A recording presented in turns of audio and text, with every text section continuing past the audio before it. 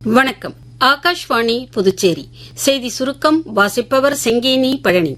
குடியரசுத் தலைவர் திருமதி திரௌபதி முர்மு ஒடிசாவில் ஜாஜ்பூர் மாவட்டத்தில் உள்ள மா பிரஜா கோவிலில் வழிபாடு செய்தார். ஒடிசா சுற்றுப்பயணத்தின் இரண்டாம் நாளான இன்று பாலசோர் ஃபக்கீர் மோகன் பல்கலைக்கழகத்தின் 12வது பட்டமளிப்பு விழாவில் கலந்து கொள்கிறார். இந்தியாவில் இருந்து இறக்குமதி செய்யப்படும் பொருட்களுக்கான வரியை அமெரிக்கா 18% குறைத்துள்ளது. இது தொடர்பாக பிரதமர் திரு நரேந்திர மோடி சமூக வலைதள பதிவில், 2 மிகப்பெரிய பொருளாதார நாடுகள் ஒருங்கிணைந்து செயல்படும்போது அது மக்களுக்கு பயனளிக்கும் என்றும் இருதரப்பு ஒத்துழைப்புக்கான பல்வேறு வாய்ப்புகளை உருவாக்கும் என்றும் தெரிவித்துள்ளார். தேசிய ஜனநாயக கூட்டணி நாடாளுமன்ற உறுப்பினர்கள் குழு கூட்டம் பிரதமர் திரு நரேந்திர மோடி தலைமையில் புதுடெல்லியில் இன்று நடைபெற்றது. இக்கூட்டத்தில் இந்தியா அமெரிக்க வர்த்தக ஒப்பந்தத்திற்காக பிரதமர் திரு நரேந்திர மோடிக்கு தேசிய ஜனநாயக கூட்டணி கட்சி நாடாளுமன்ற உறுப்பினர்கள் வாழ்த்து தெரிவித்தனர்.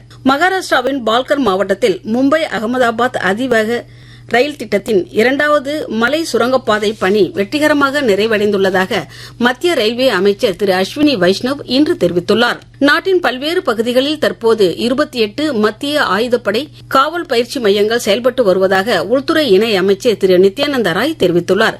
இன்று மக்களவையில் கேள்வி ஒன்றுக்கு பதிலளித்த அவர், இந்த மையங்கள் நவீன தொழில்நுட்பங்களுடன் கூடிய பாரம்பரிய முறைகள் மூலம் மத்திய ஆயுத காவல்படை வீரர்களுக்கு பயிற்சி அளித்து வருவதாக கூறினார். தமிழ்நாடு முன்னாள் முதலமைச்சர் CN அண்ணாதுரையின் 57வது நினைவு தினம் இன்று அனுசரிக்கப்படுகிறது.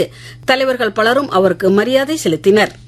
தென்கிழக்கு அரபிக்கடலின் மேல் வளிமண்டல கீழடுக்கு சுழற்சி நிலவுவதால் இன்று முதல் தமிழகம், புதுச்சேரி மற்றும் காரைக்கால் பகுதிகளில் வறண்ட வானிலை நிலவக்கூடும் என்றும், வரும் புதன் மற்றும் வியாழக்கிழமைகளில் தென் தமிழகம் மற்றும் டெல்டா மாவட்டங்களில் ஓரிரு இடங்களிலும், காரைக்கால் பகுதிகளிலும் லேசான மழை பெய்யக்கூடும் என்று சென்னை வானிலை ஆய்வு மையம் தெரிவித்துள்ளது. சந்தோஷ் கோப்பை கால்பந்து போட்டியின் காலிறுதி ஆட்டத்தில் இன்று தமிழ்நாடு அணி பஞ்சாப் அணியை எதிர்கொள்கிறது. இத்துடன் இந்த செய்திச் சுருக்கம் நிறைவு பெறுகிறது.